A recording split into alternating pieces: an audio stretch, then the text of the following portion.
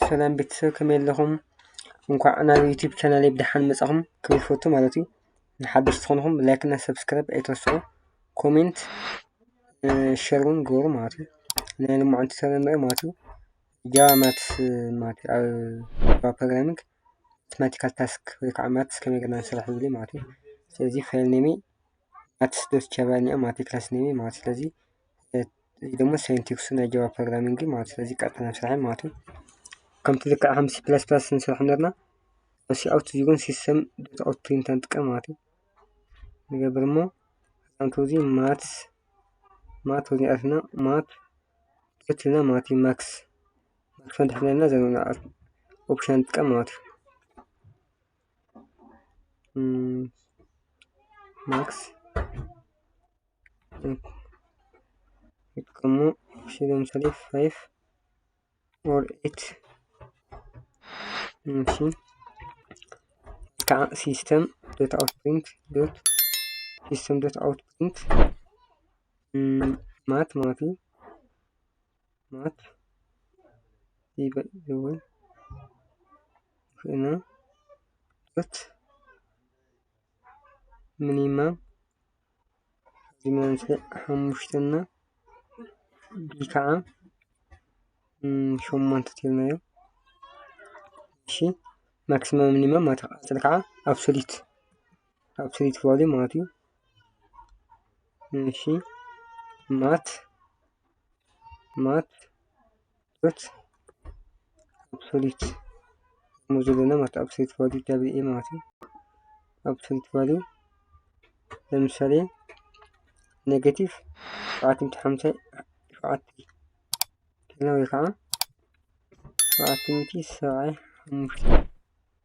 እዚ አብሶሊት ቫልዩ ማለት እዩ። ፖዚቲቭ ኮይኑ ይወፅእ ሲስተም ዶት አውት ፕሪንት ካዝ ከዓ ፓወር ማለት እዩ ማትስ ዶት ፓወር ዳይሬክት ፓወር ማለት እዩ ፓወር ብራኬት ከፍት እሞ ከዛ እምነት ፎር ኮማ ስሪ ተና ማለት እዩ ፎር ዘ ፓወር ኦፍ ስሪ ማለት እዩ ይባላል። እሺ ከዚ ከዓ ሲስተም ዶት አውት ፕሪንት ስኩዌር ሩት ስንሳሕ ስኩዌር ሩት ዶት ስኩዌር ሩት ሞዴልና ማለት ስኩዌር ሩት ብራኬት ከፊቱ ማለት ስኩዌር ሩት ለምሳሌ 225 ክንደይ ይወፅእ?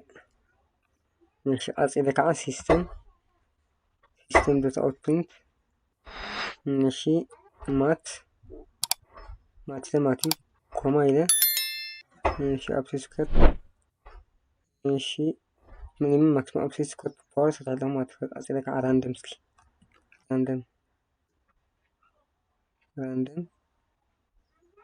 እሺ ቀፂሉ ከዓ ሲስተም እሺ ራንደም ከዓ እንትን ጎ ራውንድድ ማለት እዩ። እሺ እስኪ ሲስተም ራውንድድ ነው ራውንድድ ማት ዶት ራውንድድ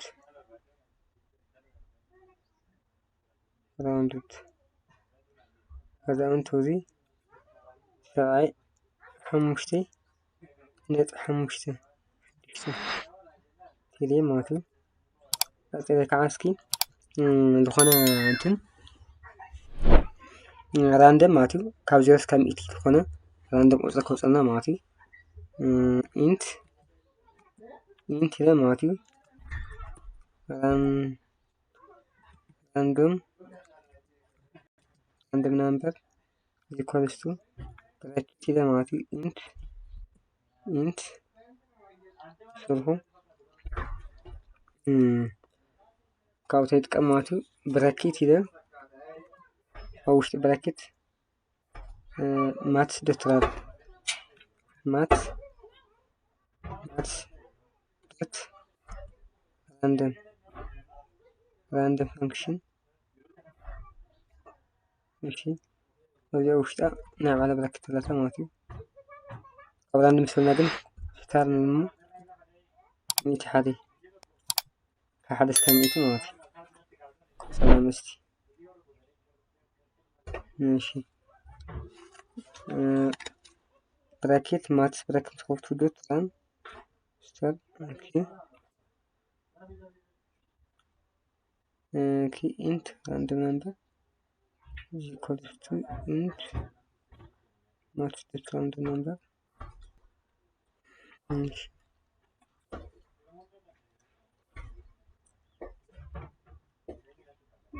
تنتريس error insert معناته تسعة سيميكولون رسمينا ማለት ماشي ስለዚህ እዚኣ ካብ ምልክት እዚኣ ተመስኩ እዚኣ ራንደም ነምበር አውትፑት ንክትግበር እኒኦ ማለት እዩ ካብ ሲስተም ኢልና ማለት ሲስተም ዶት አውትፑት ኢለ ማለት እዩ እዚኣ ተከቢብኒ ማለት እዩ ራንደም ነምበር ሕዚ ስለዚህ ሴቭ ንገብር እሞ ራን ንገብር ሕዚ ራን ስገበርኩ ከም ሕዚ እዚ ጀምሩ ካብዚኦም ማክሲመም ነምበር ማለት ካብ 5 ካብ 8 ማክሲመም ነምበር 8 ማለት 8 ሚኒመም ነምበር ከዓ 5 ኣፅሪ ከዓ ኣብሶሉት ቫልዩ ኔጌቲቭ 7.75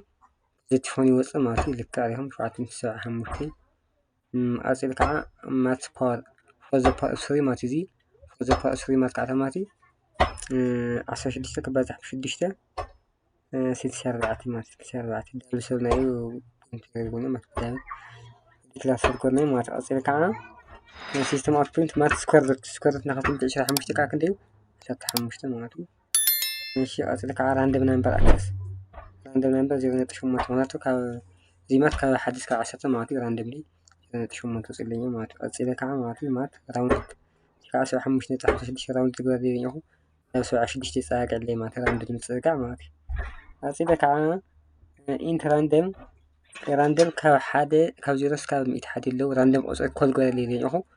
እንደ ቁፅሪ ኮል ገርኒ ማለት ራንደም 22 እዩ ስለዚ ሓዲሽ ኮንኩም ላይክ እና ሰብስክራይብ ምግባር ኣይትርስዑ ናይ ሎማዓንቲ ፕሮግራምና ማቴማቲካል ታስክ ኣብ ጃቫ ፕሮግራሚንግ ከምዚ ይመስል ሕቶ ተልኩም ኣብ ኮሜንት ሴክሽን መቕመጥ ትኽእሉ ማለት እዩ ስለዚ ናይ ሎማዓንቲ ቲዩቶርና ከምዚ ይመስል ኣጻል ብኻሊእ ፕሮግራም እስካብ ንረኸብ እስካብ ሽዑ ደሓን ጽንሑ ስለሰማዕኹምኒ يقلني أبدأ أقول كم خليكم يدل مع سيستم دوت أوتبوت إلى ماضي quotation mark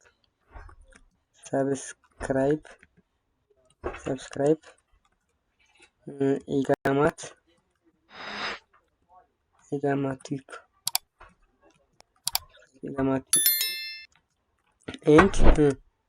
and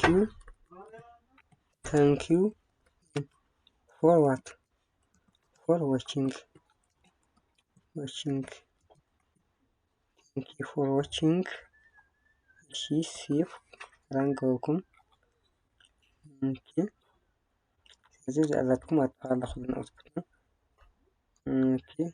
subscribe إقامات أوتبوتكم ماضي جهاز subscribe إقامات and thank you for watching لسه معهم لي لما عندي ترنا كم زي مثل ألي بخالي بقدر أمسكنا في الحلقة تشو